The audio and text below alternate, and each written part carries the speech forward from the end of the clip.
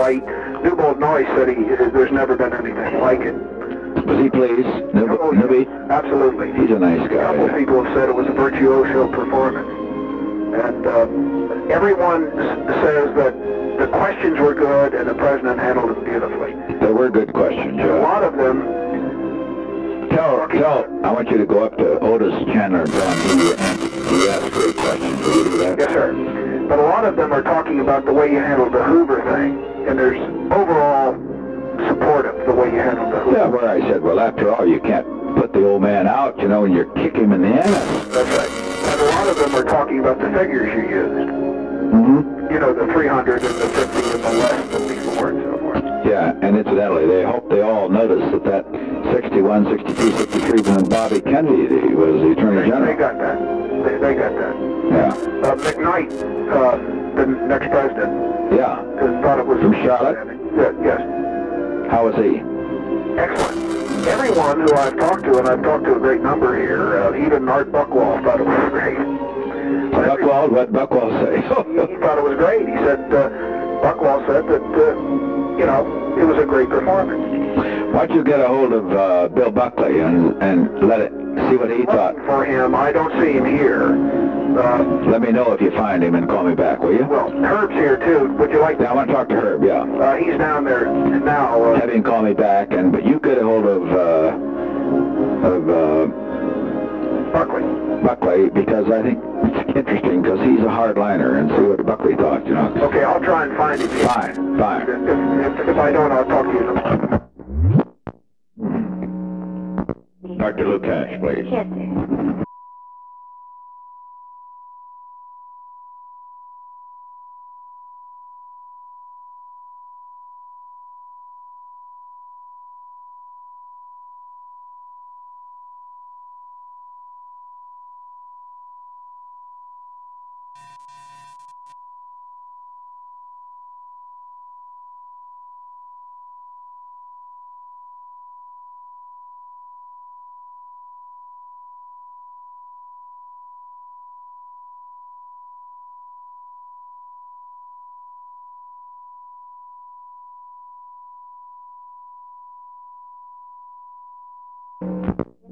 Isn't you coming over? Could you get me Mr. Klein, please? Yes, sir, and I have Mr. Hoover on the line. All right, I'll stay. Hello? Hello, Edgar. How are you? I can't tell you how grateful I am for the remarks you made last night. Oh, well, what the hell. Terrific. I always stick by my friends. You know that. You always have. Yeah. You certainly did it before. Very effective audience, too. Yeah. Well, you know, they're all badgering and so forth, but, you know, they really gave me a setup question when this fellow said, in view of the increasing attacks that Mr. Hoover is coming under, do you think he will now resign? And I said, no, it's going to have exactly the opposite effect. I said, he hasn't even discussed resignation with me. And I said, certainly when he's being under vicious and malicious attack, a man that's given 50 years of service, and he certainly is not going to. You know, I thought that gave it a good chance. Because it's true. I mean, hell, none of us are going, I won't even, frankly, if they'd ever put it to me, that I just say I wouldn't even consider it if I were in his place. Wonderful of you, Mr. President. And you did magnificent on all the other questions. Yeah, you weren't there, were you? No, I listened to it on the radio. Oh, you heard it, yeah, well. On radio, and it came over excellently. Yeah. And you sounded more relaxed than you do on TV. Yeah, well, it was more editors, so I could be a little bit... A few little jabs of humor that was very good, too. Yeah, well, Glad of that. the main thing is, as I say, let your friends support you and this and that.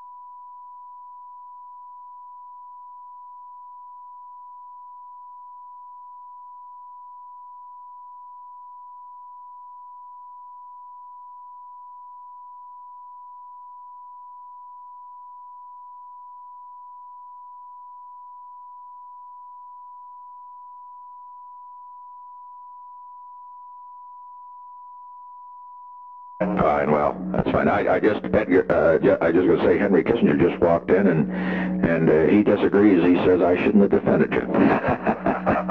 No, here he is. I'll let you say hello to him. Thank you so much. Hello? Hello, Doctor. Mr. Hoover? Well, you know you have many admirers in this building. Well, I thought the president was magnificent last night. I just can't find words to express my appreciation for what he said. Well, anyone who's done your service to the country should not be exposed to this sort of malicious attack. No, but you've been, and I am also. They're just trying to bait anybody who's a member of the establishment. I think that the statement of the president last night and all the answers he made to some of them were loaded questions, were magnificent. Well, that's what I thought, and I thought it came out very, very well. I thought it was excellent. And it's awful nice to have you tell me what you just said. Well, it's a privilege to be able to work with you. Thank you so much, Doctor. Goodbye. Goodbye. Don't tell him it's a private community. Mike would prefer it the other way. And that we'll fill him in on it. About just a second. Hello. Mr. President, Mr. Klein's en route to Dallas. Oh, fine. That's right. Just let it go. I'll call him tomorrow. All right, thank you. Yeah. Dr. Lukash, please. Yes, Mr. President. Also,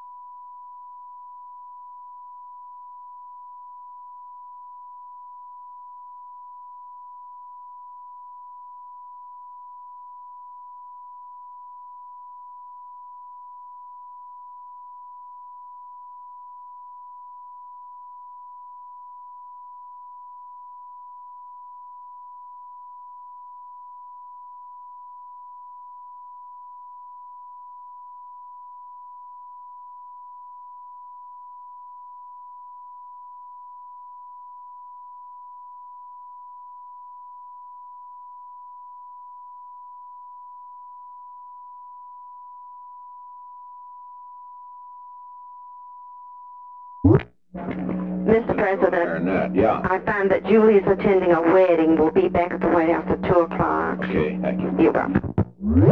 And now, Yes, please. could you get Julie for me? I'll see, sir. Oh, she isn't back yet? Just a minute. Yeah. Oh. Julie's about 5 minutes away from the residence, sir. She can call me. Yes.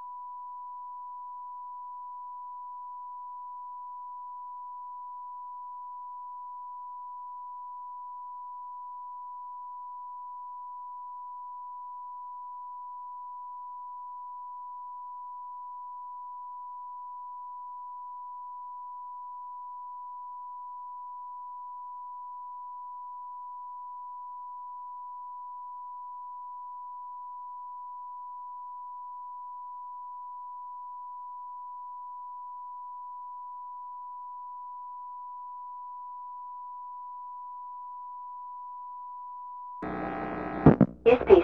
Haldeman, please. Yes, sir. Yeah. Mr. Haldeman is en route home. I left word. Oh, thank you. Yeah. Mr. Haldeman. Yeah. Ready. Hello, Bob. Yes, sir. I wondered if we'd had any reaction from the cabinet on those glasses and things we sent to them. Yeah, we have. I didn't see anything. I was just curious. We have, and I guess we haven't sent the notes into you. That's all right. I just wanted to be sure they got them. And Oh, yeah. Yeah, they did, and we've had yeah, they notes from them. suppose that they're there's about not much more we can do, but that was something they could do. I think that with the Rumsfeld theory is probably a pretty good one in regard to them anyway, but I think some of them appreciate it anyway. Oh, sure they do. That's, anything, they're very appreciative of that kind of thing, but there's a real question whether they're appreciative or not, whether it does any good. Well, it does any good in terms of other things, right? And that's it. That's okay. All right, fine. We're seeing them. We're going to see the three on Tuesday, huh? We'll see what we can work out on that.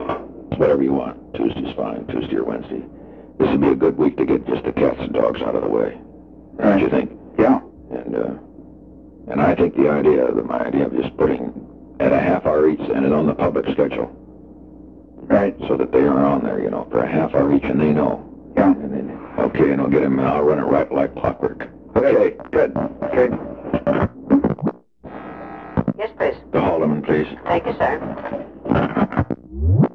Yeah. Yes, sir.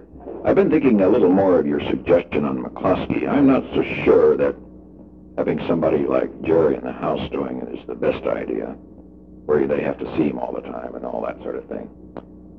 Why not Rogers? I mean, now, after all, he can talk on this subject. He's just been over there, and it's not political. You understand? It's not partisan. Rogers has got to step up to a couple of these things now, Okay. Isn't that what really is involved? Yeah, probably so. Well, maybe he could hit him hard. That gets to your new point. I know. The cabinet officers attacking if he would do it, and maybe he would. Yeah, Rogers and then how about Laird? Laird might even be better as a former House member, and it's really defense is who he's hitting. Well, we'll try to see. Talk to Henry about it. Let's see if we can get maybe Laird. I'll have Laird in. Well, I want him to check first, too, but I think maybe Laird ought to just crack him off. Hit him right between the eyeballs. Yeah. Okay.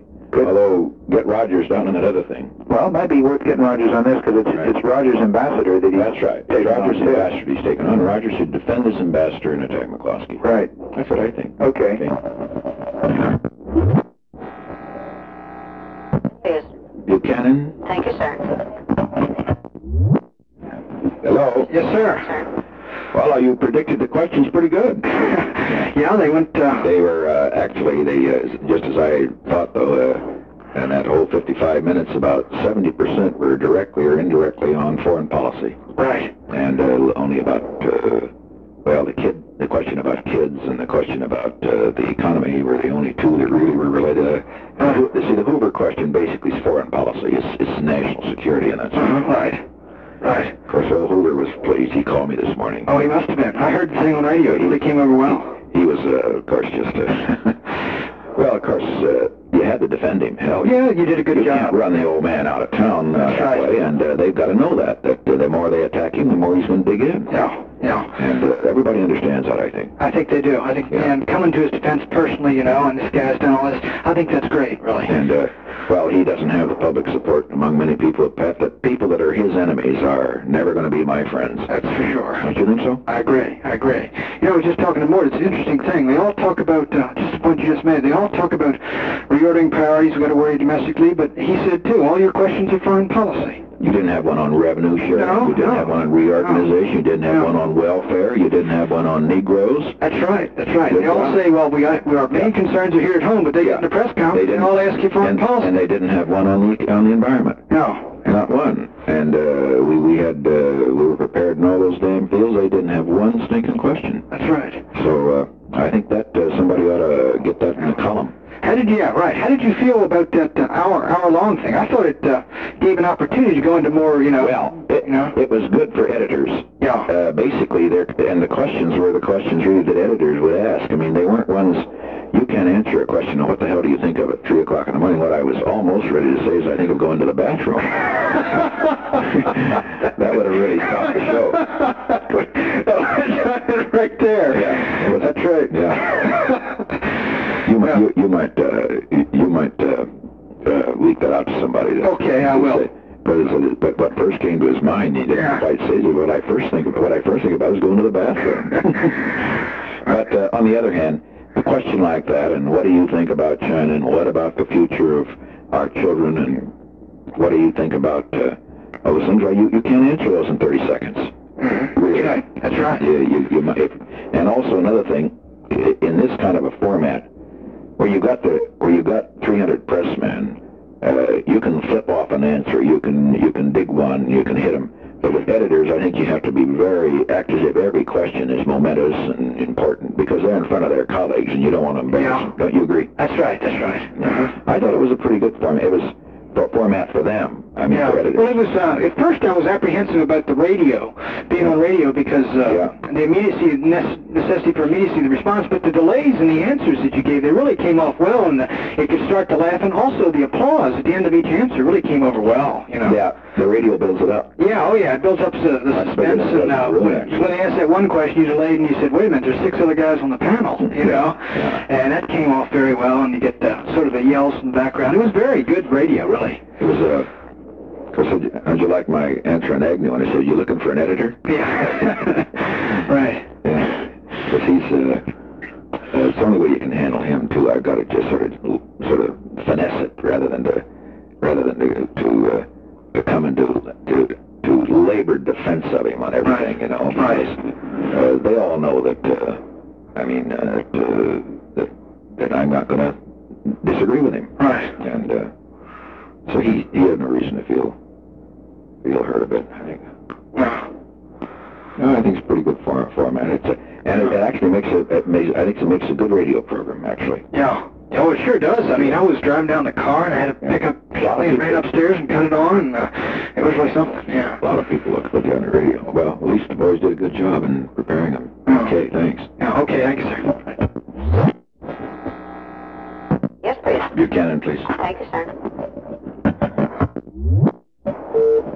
Yeah. Yes, sir. The other thing I was going to mention, I forgot to mention, is how really amusing it is that these doves are so thrown off balance by this China thing. They're really in a tither. Oh, sure. Yeah, and a little old blip like that, and then they're all they really don't know what to do. That's one they don't know how to handle, isn't it? That's right. That's right. Well, they're ecstatic over the initiative, and of course that they just, very euphoric about the whole thing, and at the same time they're going to have to sort of give you credit for doing it. Presents them with a bit of a problem. Yeah, because nobody else did it. That's right. That's right. And also, it was good that Dedman asked the question, because it allowed me to point out that I had said it 2 years ago, said it in an editorial conference, referred to it in an article in Foreign Affairs, that it was not something it just... And at the same time, of course, as you know, dodged the issue of recognition or not the UN, which is very important. Say, we're not going to go too fast here, boys. Yeah. Because we've got other friends there, too. We don't want to let down Taiwan and too hard. Right. And we won't. But I think that I think what really is interesting on the China thing is the way that it forces the liberal press people to get off of Vietnam for a while, doesn't it? Mm-hmm. It does. We wiped it right off the front pages, At least for a while. Mm-hmm. Yeah. Well, we'll see what they do next week with it. Okay. Okay. Yes, sir. Yes, please. Give me the usher's office, please. Thank you, sir. Yeah. Mr. Pierce is on, Mr. President. Oh, yeah. Ready? Oh, Mr. Pierce, I was trying to get a hold of who was the aide, the military aide? Is the naval aide on today? Or? Sir, I haven't seen either one of them today. Well, that's right. I'll check in another place. But I can have him try and contact you. Don't worry right now, because I think I got another place I can call. Thank you. All right, sir. You're welcome. Operator.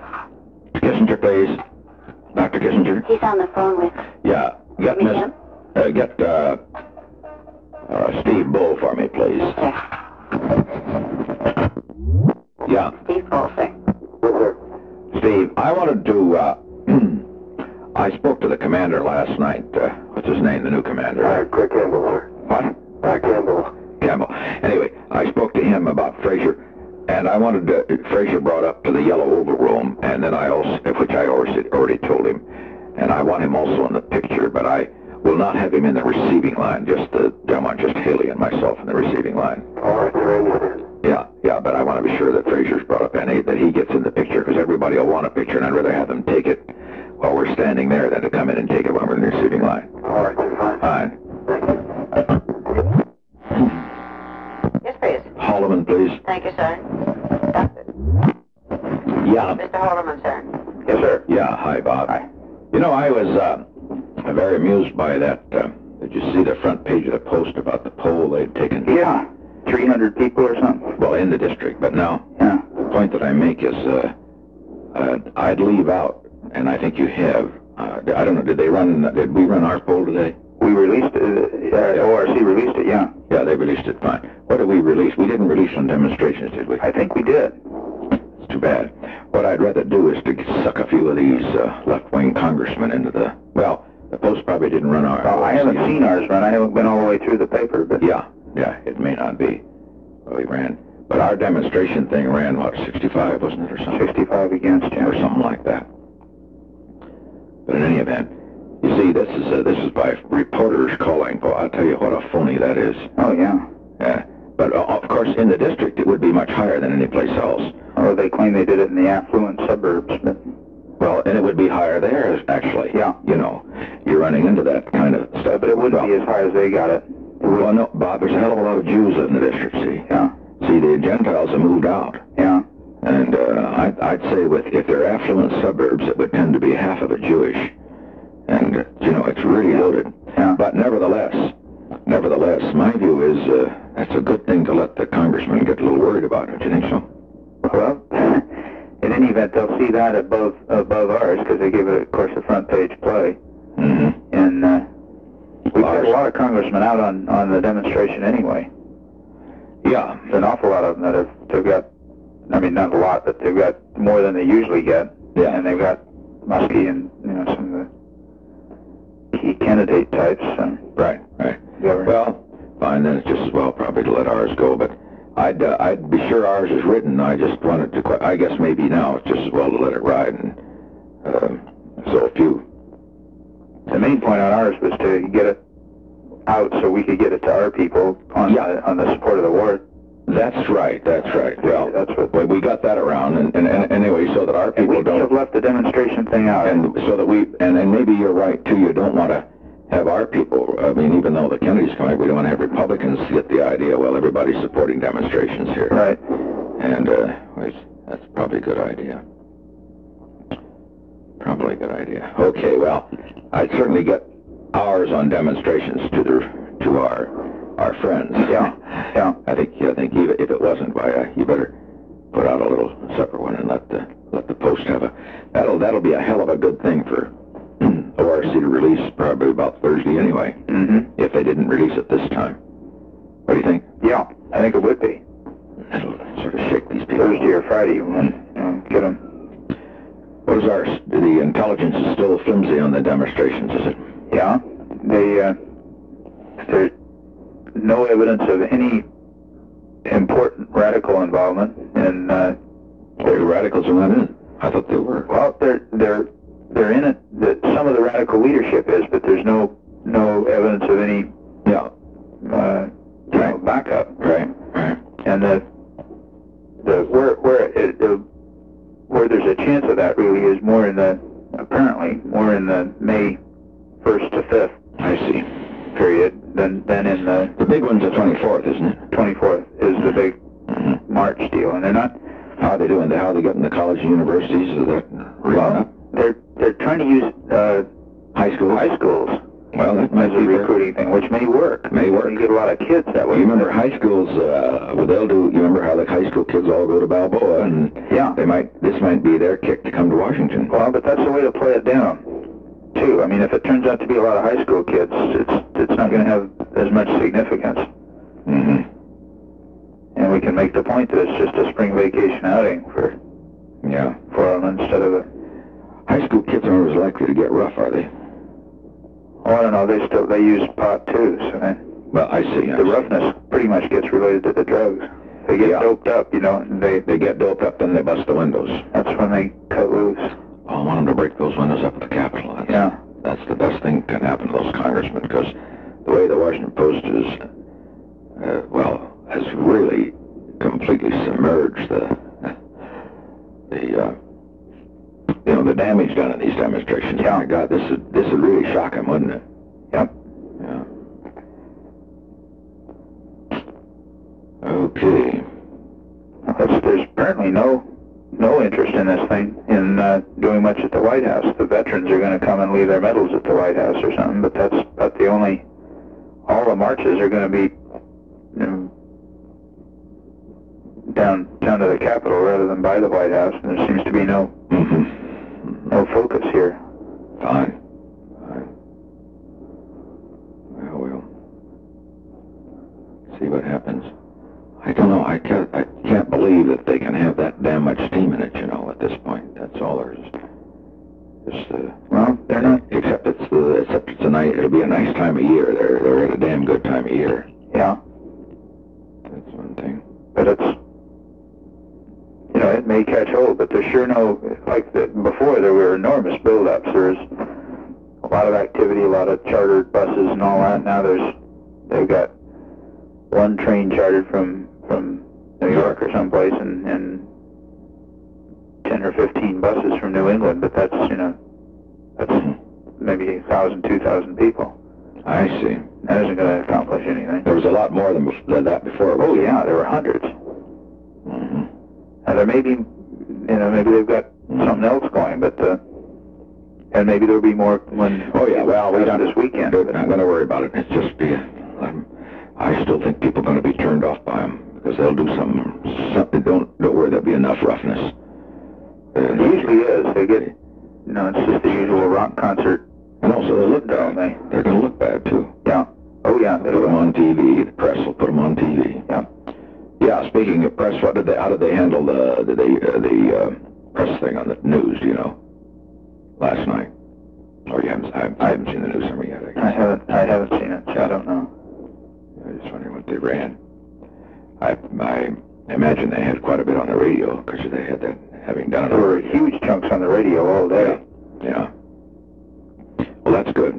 That's good. It's a good way to...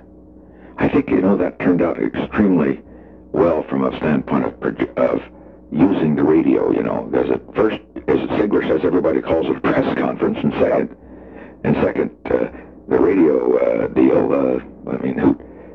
in other words, it doesn't have the impact on the nation because you're not seeing the TV thing, but you've had a press conference, now you do something else. And now we're all set to do a TV one without having overloaded it, right? It's very good. Don't you agree that this radio thing was, of course, that we can do that if we ever do anything in the office again. We'll certainly have it on the radio. Yeah, well, I sure think so. Yeah, it's worth doing. All right, thanks, Bob. Right.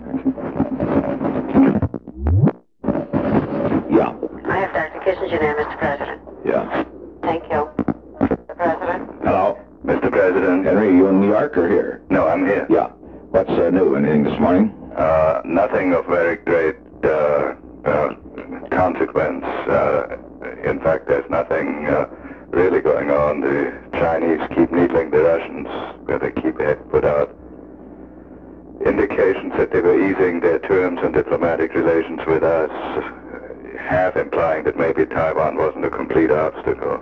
Yeah, I saw that. And in Vietnam, activity is light at the moment.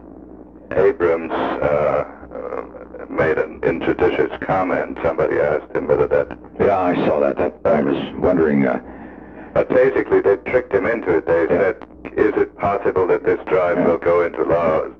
Well, actually, they are under strict orders, Mr. President. There will not be any of these horror stories coming out. Yeah. Because we won't use many helicopters.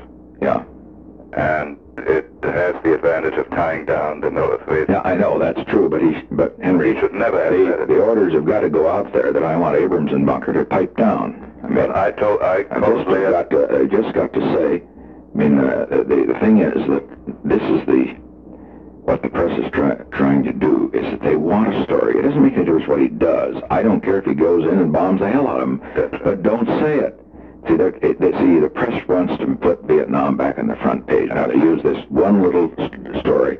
God damn it, and two papers at the front page, right? That's right. I talked to Laird about it. Does he understand it? Oh, yeah. And he said he'd get right on the phone with Abrams. Yeah. And, when we wanted him to talk, he didn't, and now... Well, he didn't, he really sucked into it. Some goddamn newspaper guy wanted to get a story to the effect that we were going back in Laos, because the news guys out there dying because Laos is over and the South Vietnamese held the hill, and now they're moving around and they're having their award ceremony, and I think they're just trying to suck poor old Abrams into a sort of, he just feels so compelled to be so goddamn honest all the time. Why doesn't he just shut up? That's right. Just as well he should just say, Jesus Christ, do what I say. Don't comment on that sort of stuff. Exactly. Dodge it. That's what I told Laird. I said there's no law against saying no comment. That's right. That's right. And I don't speculate on operations or anything like that. Instead of, if you say I don't rule it out, then the time they get through writing it, they're back in. Yeah.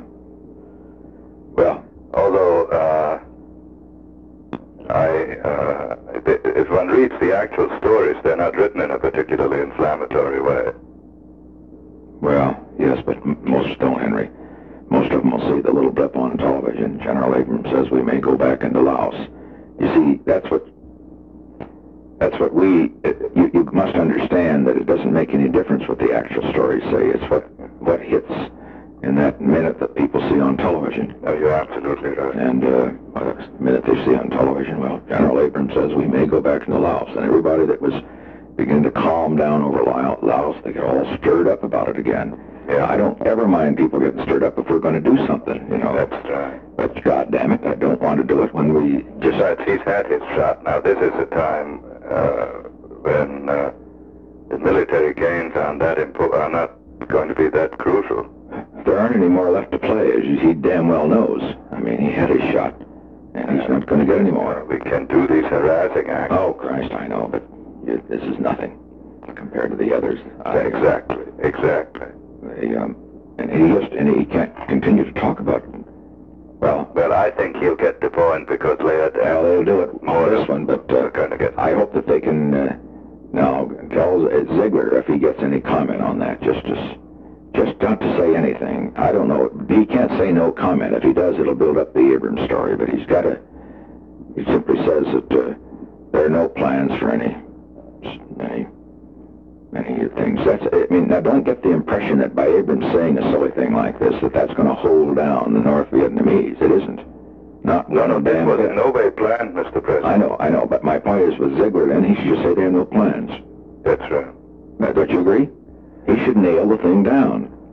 Well, they are going to go over with raids, but there are no plans of anything of that scale before. That's what then better say that. Right. And better. What I meant is that it's important to get across the idea that there's no large-scale operations in Laos are planned. Period. That's right. And because he's going across, you see, they only have 2 weeks left to do it anyway. Yeah, well, they've got a little more in that area further south, but I think we should. I'll work something out along that line, Mr. President, and check it with you. Well, just get it down to, I don't have to check with me. You know what we're trying to get at here. Right. Just calm it off, just cool it down. What I mean is I don't want Ziegler to make another story out of it. Right. He must not make another story out of it. See, if he comments, he'd say as little as he possibly can without making another story. Exactly. And but remember that the whole purpose now is not to try to keep the North Vietnamese off balance. We got them off balance. Just the purpose now, by statements, the thing to do now is is to keep our own people from getting stirred up about things we aren't going to do. That's right. See, that's the difference. When we are going to do something, then we have to pay the price of being stirred up in it. But when we're not going to do something, we must not be forced to pay a price. That's what it really comes down to. Right. I'll get that. I'll call Ziegler immediately. Well, he'll probably have a query on it. And, well, I'll just and I'd simply tell him not to take any press calls today. Right. Tell the whole office not to take any. This is Sunday. Right. And there's no press calls, and just say that he can't be reached. Just leave it a little bit dumb for a while. Maybe that's the best way to handle it. Or he says, well, and they'll wonder, well, I don't know that they will or not. Well, let me find out first whether it has made any waves. Yeah. If it has, I'll get it dampened. Well, I'll tell you what you do. You better give Ziegler a call, see the situation, and you better call me back, and we'll have to develop a thing. How's the plan? And what about the rest of the news? I only seen the front page. How's that China thing's being very handled good, very well? Very good. And I saw last night on television Martin Pogronsky had a panel of newsmen. Yeah. Sidey and Kilpatrick and his usual group. Yeah. His usual group, and Sidey was just raving on about how your great initiative, and even Carl Rowan had to say some grudgingly favorable things. Mm-hmm. Well, how'd Kilpatrick handle it? Oh, very favorably, strangely enough. He usually does anyway. Yeah, no, he was very favorable. Then they talked about Hoover, and there Kilpatrick was the only one who stood up for him. Oh, well, that's true. But that doesn't. They know damn well I have to stand up for him. No, that didn't touch you. No, they didn't attack you on that. Right. Did they use some of the news summary? Did they use some of on the newscast the stuff from the night before? Or I frankly didn't see that. You were looking at other things. That's good. All right. But looking at the papers today, what do they? Oh no, they're carrying a lot of your stuff in the weeklies. The balance was pretty good, is it? Very good. Yeah. Very, very good. All of your stuff is exceptionally good. In the weekly news summaries, you mean? Huh? Yeah. Mm-hmm. The China story is, of course, very big. Yeah. And very favorable to you. Everywhere. You know, the thing I feel is this, that you'll probably see Dubrinin Tuesday, right, or Monday, maybe Monday. Well, I'll see him, if he comes back. He'll come back either tonight or Wednesday night. Those are the only two flights they have this week. Sure. And it's just barely conceivable. It's probably Wednesday. That this China thing kept him back a few days for reassessment. Right. Fine. What I was thinking, either tomorrow or Tuesday. What I was thinking was this, and I don't know just quite how it'll work. I would delay your meeting with Bogdan until after you see him. All right. Or have you already set it up? No. Let me tell you why. After you see him, we may want to play a very different game. Let's suppose, for example, running it out, let us suppose that we get a straight cutoff. You see what I mean? Right. Then instead of diddling around with this sort of thing, we might go immediately to the highest level. You see what I'm getting at? Oh, yes. And I don't mean on the and this time we would have to play that kind of a game, and knowing the Asians, the way they operate, well, they will go like molasses on things of this sort. In a moment like this, they just might bite for the whole thing. You know what I mean? Right. Have it complete. And so rather than wasting anything, telling the show and lie that we'd like to have Mansfield and Scott received and the rest, let's just wait.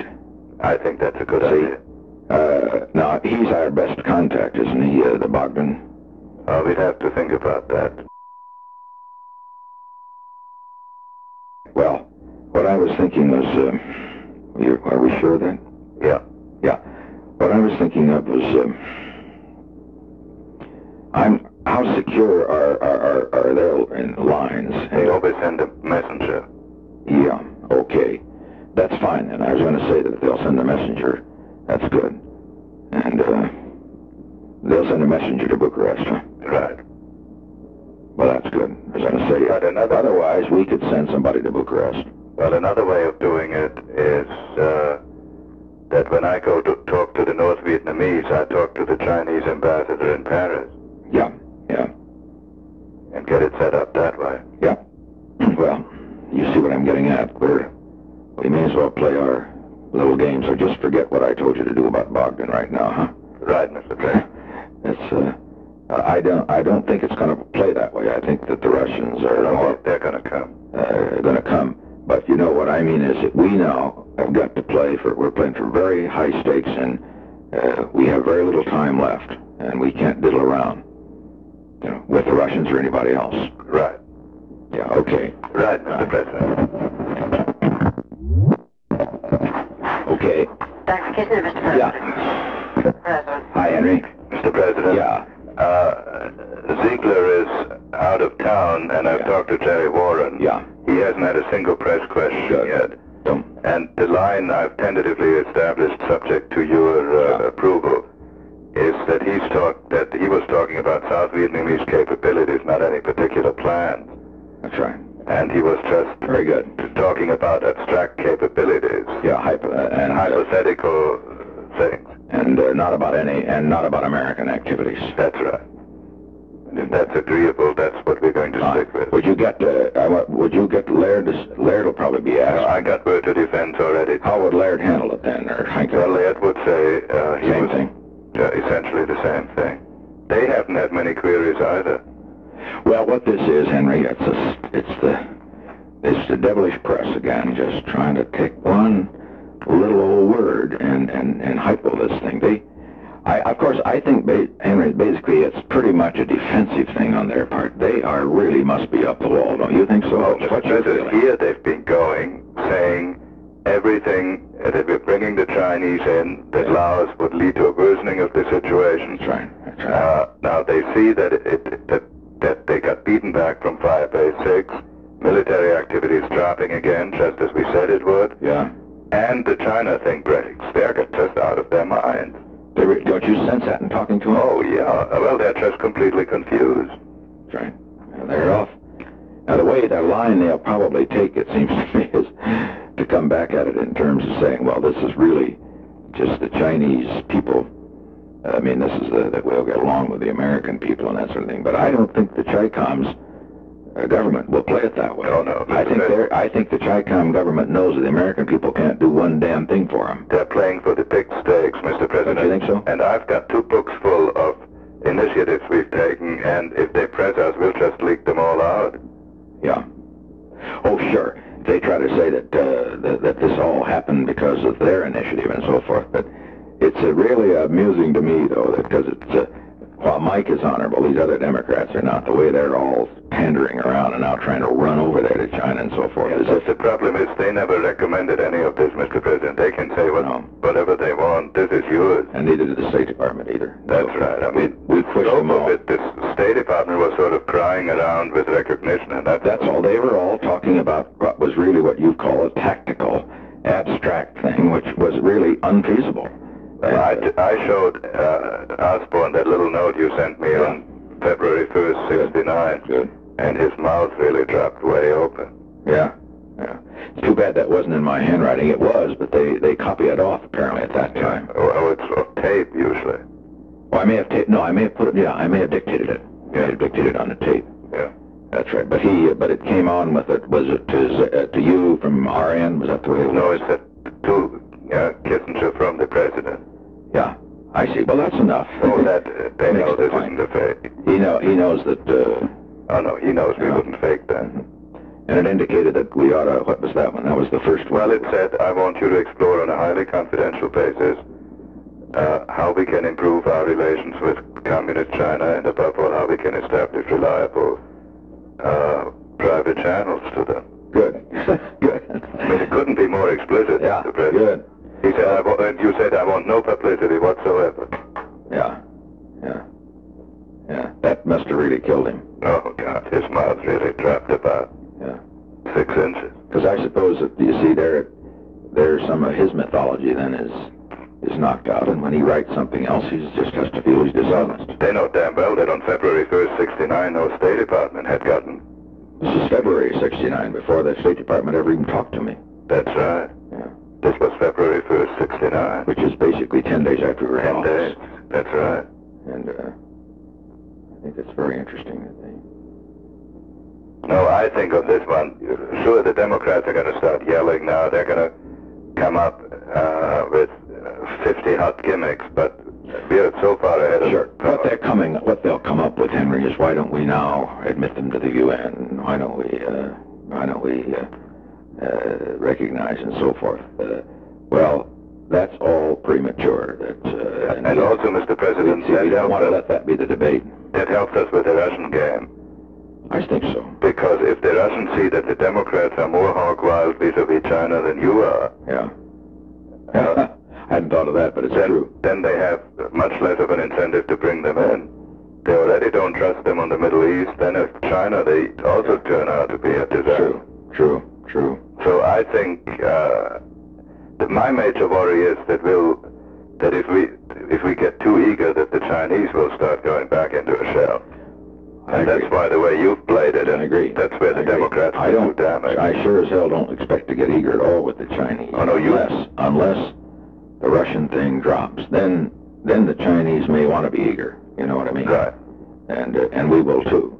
We can't just assume then, well, we'll wait till 1974. Oh, no. You see, oh, God, no. This is one of those things where I don't believe... I think our Chinese game, Henry, should be played exactly as it's being played. Very cool and aloof, and yet the door's open. Now you walk in, kids, and it's your move. Mr. President, I must tell you, honestly, I believe that we have a 30% chance, even if we play the Russian game, of having a high-level Chinese one next year.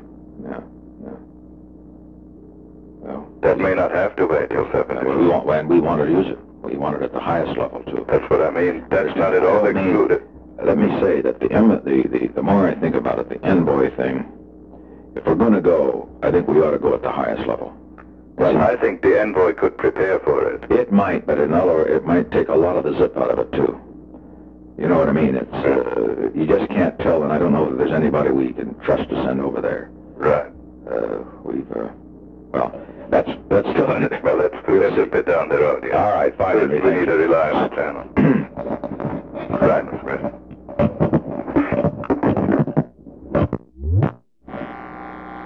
Yes, please. Mr. Herb Klein, please. Thank you, sir. Yes, please. Dr. Kissinger, please. Thank you. I'm waiting for Dr. Kissinger to come on the line. If he's busy, I'll get Secretary Connolly. I have to talk to him, too. All right. Yeah. Dr. Mr. Kissinger. President? Yeah, hello, Henry? Yes, Mr. President. Any further developments today? Well, I've talked to Mora and to... Got everything quiet? And I think there'll be no press inquiries. Yeah. It's just one of those damned... Yeah, he was injudicious, but I think this is going to blow over. Yeah. Well, particularly if nothing happens, but we must not continue to let it be stirred up. I mean, but the South Vietnamese, on the other hand, they should move right through that valley and clean them out. Yeah, they want to, huh? That's right, and that's really, there are only 2,500 men involved. This is a relatively minor operation, which is trying to forestall an offensive later on. 2,500. You see, that's the whole part that, and they try to blow it up as if they're going to be a major U.S. attack on Laos again, you know, and that's the problem is that then you get senators will squeal, what are we going to do, and they try to get a resolution passed, and you see, we want to avoid the situation where they pass a resolution saying we cannot participate in another attack on Laos. See, my point, Henry, it's no longer relevant, because they will pass such a resolution, they're just as sure as hell. I was absolutely outraged, Mr. President, and really, you know, if it were, Abrams, I think, has outlived his usefulness out there, to be quite candid. He just hasn't been aware of our problems at any stage of this operation. Right. Well, the point is, right now... Probably not worthwhile recalling. No, we can't do it. It'll stir the pot even more. No, we won't do it. But my point is, right now, we just want to tell them all to shut up. Well... Now, the war is being wound down, and just shut up about what they're going to be doing. Exactly. We'll make all the statements, and don't have any more press conferences. Well, the worst thing is, this wasn't even a press conference, Mr. President. He was on a reviewing stand, he walked off it, he was already past the newsman, then he decided to go back and start bantering with them. Yeah, I know. He was there for the celebration that the South Vietnamese put on to celebrate their victory. Yeah. Well, and if that had been all that had happened, it would have been on page 32. That's right. That's right. But I think it's a one-day story. Yeah, true. Well, if the senators will call and say, well, we're going to pass a resolution, say, look, it's like Cambodia, it's moot, boys. Yeah. We're not going to. You see, I don't want to look as if the Senate forced us to do something that we were going to do anyway. That's what I'm concerned about. Exactly. See. And but I think if nothing more happens now, we have it under control. Well. And at any rate, it hasn't made any waves yet. Fine. And otherwise, okay. Well, there's a curious thing going on in Europe, and we haven't figured it out yet. There are 320 Soviet helicopters have moved from East Germany into Poland, and we think it's an exercise, but it's a funny exercise.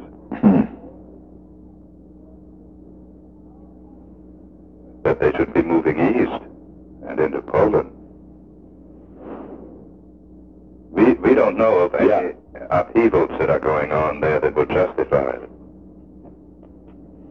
I'll tell you one thing. I think all of Eastern Europe is seething. I really think it is. I think it's more than meets the eye, and that I think everybody is sitting on a powder keg. Just, good God, that reception we had in Romania proved it. Well, that's why I think, Mr. President, that we're going to... the Soviets have to break out forward or into a conciliatory stance. They cannot stand pat. And my guess would be that they are not going to go into a tough one with us now. You see, I interpret also the Chinese moves. They must have read the Brezhnev speech the way we do.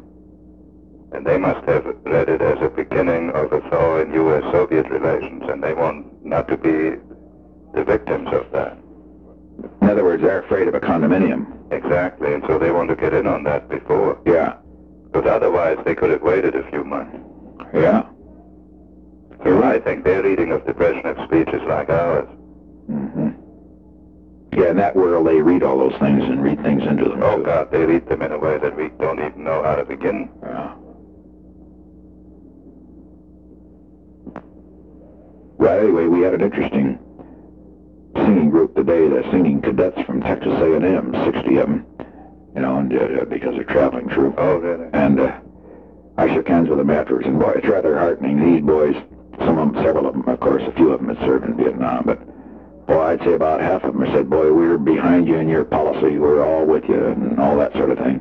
Oh, I think and then David made an interesting observation. He said, you know, Texas A&M has a student body of 14,000, which is bigger than Harvard, Yale, and the three Ivy League smaller schools combined. That's right. And he says, and they're a hell of a bunch of guys, and we've got to remember that just as the East spews out these revolutionaries and radicals and bastards, that some of those schools in the West are spewing out bright guys that are pretty good. I think those bastards are also impressed by a man who's willing to stand alone. Sure, and also they spew out some good ones too. We know there's an awful lot of good kids in the Eastern schools, but you go out to places like A&M, by golly, there's a lot of guts in those places. That's it. Those schools in the Southwest are really marvelous. Right. But we need them. We need to keep that sort of thing alive in this country. We must not disappoint them. Absolutely, and that's what your policy has been all about. Well, sure. I try to have it. Well, this Abrams thing, of course, it isn't all that serious, except that I can always see what goes through the minds of these doves, and they always try to seize on this, and you watch, they'll have a speech tomorrow about it. Now the administration is doing this or that, and are we doing this and that, and how Laird's going to cool it with some sort of a statement. That's the best thing, so that Ziegler doesn't. I think the best thing is for Ziegler to say nothing. Well, Ziegler, well, I don't care whether Ziegler or Warren say nothing, and just simply refer it to defense. Why don't we do it that way? Let's keep it out of the White House, Henry. Okay. I think that's better. Because I tell you, if we do it at the White House level, you'd have it much bigger. Just refer it, well, I'll have to refer you to the Defense Department. Then have Heineken say whatever it was you were going to have Ziegler say. How's that sound to you? That's even better. I think it's really better. Because that way, we should just act as if this isn't important for White House attention. That's right. Well, this is not important enough. Just say this is a purely tactical move. It's no, and you'll have to go to the Defense Department for any statement. Fair enough? Good. I'll get that done immediately, Mr. President. How did the casualties look this week? I think they're again around what they were last week. Even with the 10, huh? Yeah. We don't get the good count until Sunday night. But, well, if with the 10 we can keep them in that ballpark, that's pretty good. Because they'll drop next week, in my opinion. Oh, yes. I think they'll be down around 30 within 2 weeks. Yeah, they may drop. You remember, we got down to 16 once, didn't we? That's right. These people are going to have trouble keeping them up. All right, thanks. Right, Mr. President. Yeah. Secretary Conley, he has left his residence, and his operator is trying to locate him through the car. So as soon as we locate him, can we have him call you? Yes, it's not urgent, but when it's convenient. All right, sir. Thank you, sir. Yes, please. Colson, please. Thank you. Yeah. Mr. Colson, sir. Yes, sir, Mr. President. Hello, Chuck. Yes, sir. Well, how's everything on your front today? Well, I think things are going well. We're getting a little bit going with Mr. McCloskey at the moment. Oh, are you working on that? Yes, sir. He, as you know, has made some pretty serious charges. I think you saw Henry sent you a memo. I don't know whether you've seen it. About Laos? Yes, sir. Ambassador and everything. But, serious but untrue. Oh, God. And he went on Face the Nation today and argued that Ambassador Godley had instituted a new policy to deliberately destroy the villages. So we think that some of the tougher House members will take him on this afternoon and tomorrow. Which is the way to do it. We should stay out of it. Well, we should at the White House, but the White House, right? I think Laird might be well just well, our state really should. Yes, sir. The state really ought to say, after all they've taken an ambassador on, Roger should step up to that and just hit it right in the nose. Well, we've suggested the state do that. We got a hold of them this afternoon, and what do they say? I haven't heard back, Mr. President. We asked Haig to get to them, and also to have some of our tougher guys up on the Hill take him on tomorrow when they go into session, and perhaps get a statement out this afternoon if we can. Yeah. I think he's going to, personally, I think he's playing it a little bit too hard. Yeah. And too early. Well, certainly too early.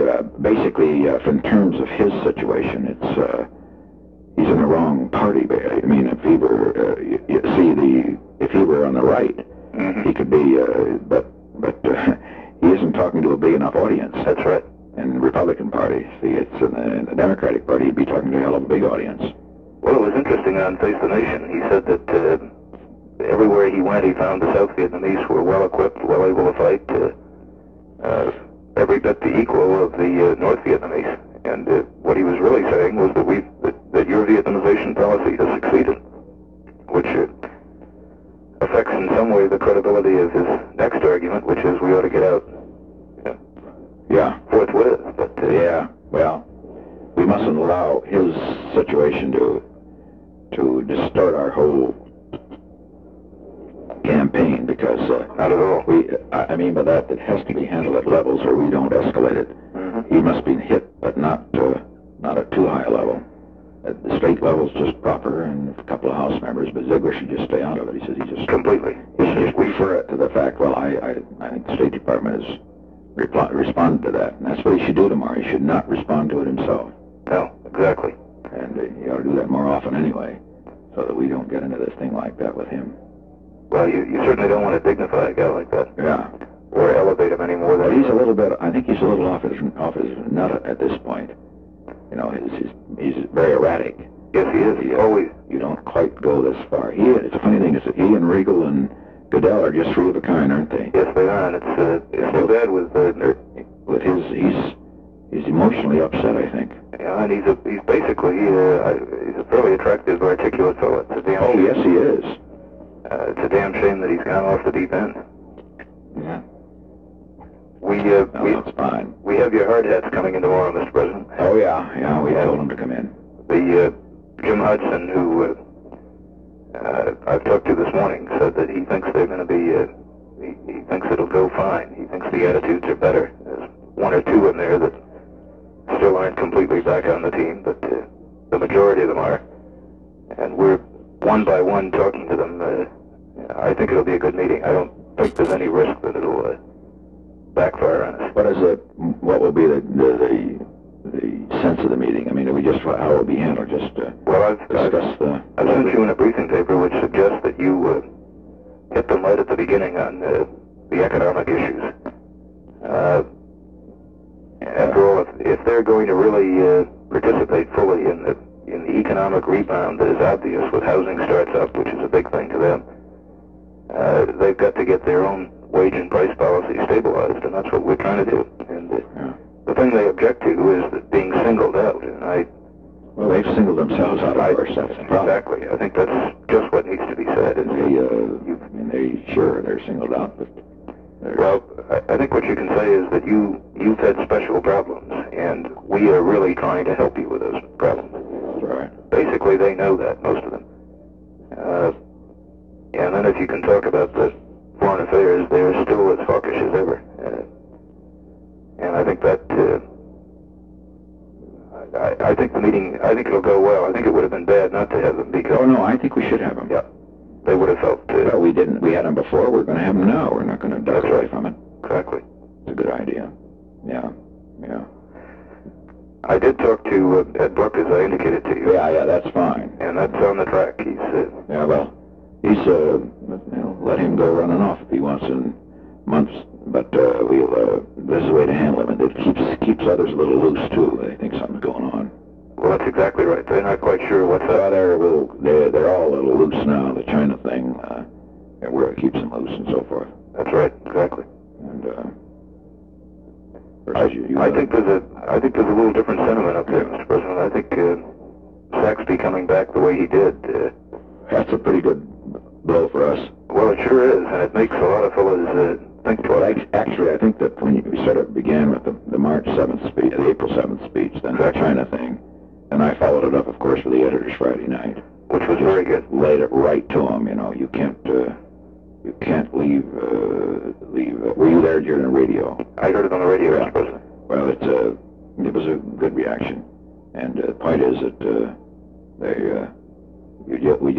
you got to take a very solid, firm line on things at a time like this, or otherwise, the moment you start getting jittery and reflecting the fraidy cats, and then they're all going to get frayed. They lose confidence in you. That's right. And it doesn't mean that we don't have a difficult time. We've got some of our hawks have been worrying, the doves are still worrying, and the war's been going on a long time. But now the whole thing's winding down in such a way that people are going to say, well, now look, what the hell's the fight arguing about? Is it going to be 4 months or 6 months? Exactly. Well, it clearly is a time to hold firm, and I think things are picking up. Lou Harris called me yesterday. Yeah. And they have completed their field survey, and he did not have all the raw data in, but he said he did have raw data, but it hadn't been processed. And he said there's one thing I'm convinced of, and that is that the president has picked up quite a bit. And I said, how much, Lou? And he said, well, he's certainly up from the last time. He said one indicator is that in response to the question, do you approve of the way the president handled the Kelly matter, that the results on that were 56 approval, and I think it was 37. I don't have the figures with me. I think it was 55 to 37. And he said that's an indicator that... by his standards, our own standards indicated far higher than that, but that's the way he puts it, excellent, fair, and all that sort of thing. By the way he does it, that's damn good. Yeah. You plugged into him, though, what our ORC says in approval of the war. Oh, yes, sir. And he said that was consistent with what he was getting, an upswing. He hasn't told me how. Well, the main thing is we don't care what he shows so much. Chuck is basically if he shows a shift upwards. That's the important thing. If the trend is up with all the other good things that we know are coming along, that's what's really important.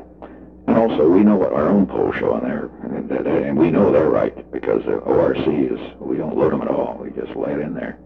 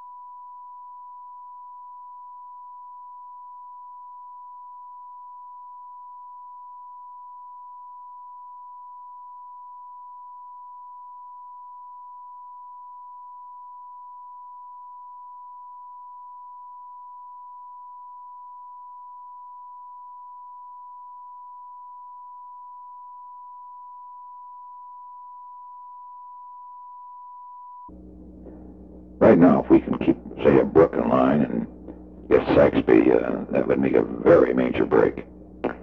Well, I think we got Saxby, I think, for a while at least. Oh, absolutely. I think he came back convinced. I think the facts were they're pretty overwhelming when you go look at them. Yes, sir. No, I think if a Saxby stays in line, I think Percy, even though you never can trust the son of a gun, he's got more reason to want to stay in line with the political situation he has in Illinois. He needs the money. And he needs the money. And you get Brook quiet, which I think we can do with careful work. You really don't have too many of our people out on the fringe. Well, you basically have Javits and Case and Matthias, that kind of people. Schweiker. And Schweiker, yeah. And that's about it.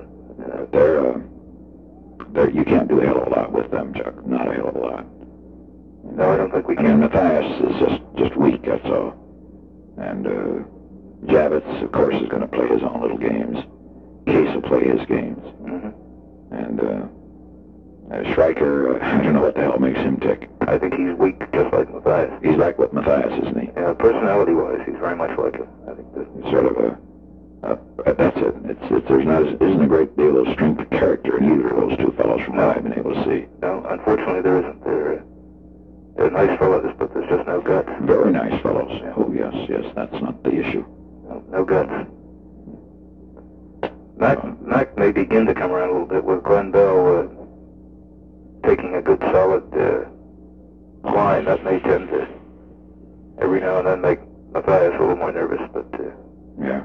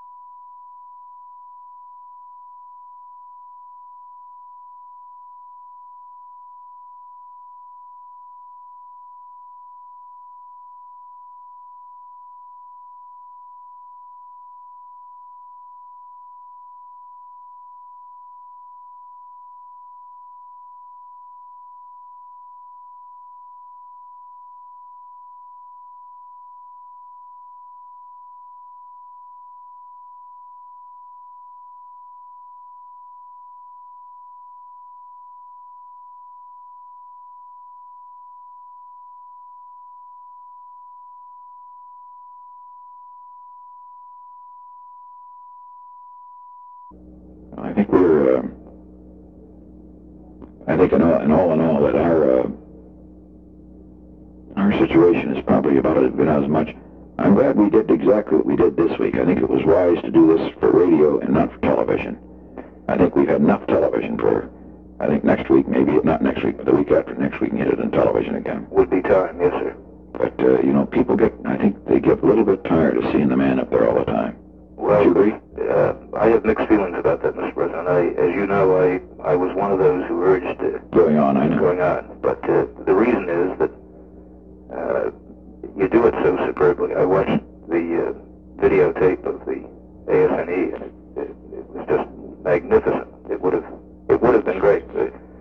The question none of us can ever tell is when do people get tired of it, and when do they want it, and that's a judgment. Well, they probably ran some of that ASNE in the news show Saturday night too, anyway. So. Oh, I saw it rerun several times. Yes, sir. So people see it. And the argument about taking away a 9 o'clock on a Friday night is a good argument for not doing it. And there'll be another time. There'll be another time. Well, it's the only thing that the only way we really get the message to people, I'm convinced, is when I do it. You do it, and it's a hell of a thing to say. But I just we fight and we fight and we make a little ground here and lose a little here. But when you go on, it just never fails to get at least get our people. Well, even if we don't make converts, once a month. Yeah. That's right.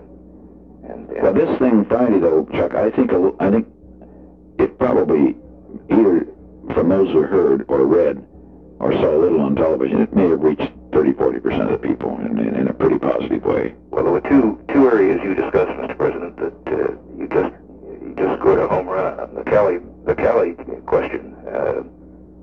I thought you handled that beautifully, and I think if there was public approval before, there's even more now, because you put it all in perspective, which it hadn't been put in very well.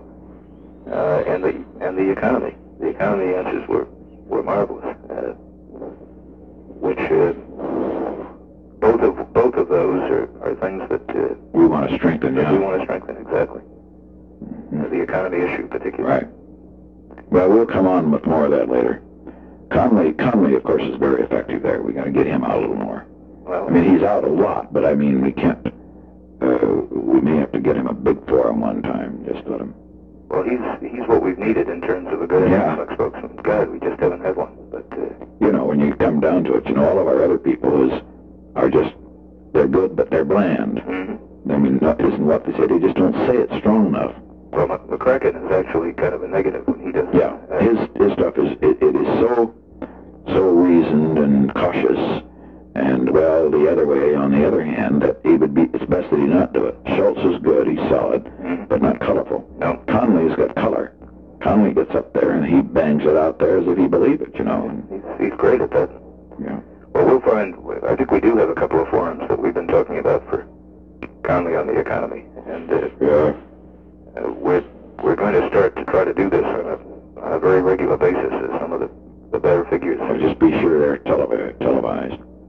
I think too that we ought to get Rogers out a little more on the Vietnam thing. What do you think? He's very good. I mean, with P on these things. When it's something he's warmed up to, he's very good. Yeah. When he gets defensive, he's terrible. And defensive, huh? Defensive. Yeah. Which he sometimes does, but if he. What do you mean defensive? What do you mean like when they pin him? What do you mean? What does he do then? Well, he doesn't come through very strongly. When he's being pressed hard, but given a forum of his own, he's very effective. Yeah, we'll find one. He did that when he spoke to the VFW, which was right after the revolution exercise. God, he was just tremendous because he did it with a lot of feeling and he projected very well. When you get him into a press conference, he tends to. Yeah. Well, we'll try him again, maybe on a forum where he's. Well, I've got to. Of course, he's gone. I think for. He'll be back Monday. And then he goes again to Europe. So we. Oh boy. Yeah. We won't have him for a while, but I think he's gone for 2 weeks when he goes this next time. He will be here. That's right. He'll be here this coming week, and then I think he goes for 2 weeks after that, Mr. President. What about Laird? Laird is here, I think. Yeah, but how does he come over, in your opinion? I don't like to be critical of people with you. I don't think. Not as effectively as he could. I wouldn't use him. I mean, I wouldn't rely on him as a good spokesman now. You see, that's the problem in the foreign policy field. Beyond Rogers and Laird, there's nobody they want to hear. That's right. Hell, that's the real problem we got.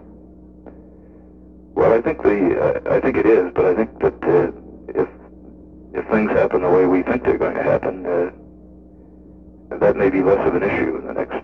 Oh yes. Yeah. And it's kind of an issue now that Bill Rogers does handle well. If things are going well, he's much better when things are going well. That's what I was trying to say before. If you get him pinned on something, he's not good. But if he's on one thing for sure, one thing that this whole China business is sure got the duds in a tizzy, hasn't it? But they don't know how to do it. They don't know what the hell to do. They don't know how to react. They don't want to. They don't want to react positively, but they don't know what the hell to do. Well, the timing of it was just masterful. The way it turned out. The way it turned out. Yeah. It was a marvelous break. Yeah. Of course, the main thing there is that we mustn't get their hopes up too high because it's going to cool off now some.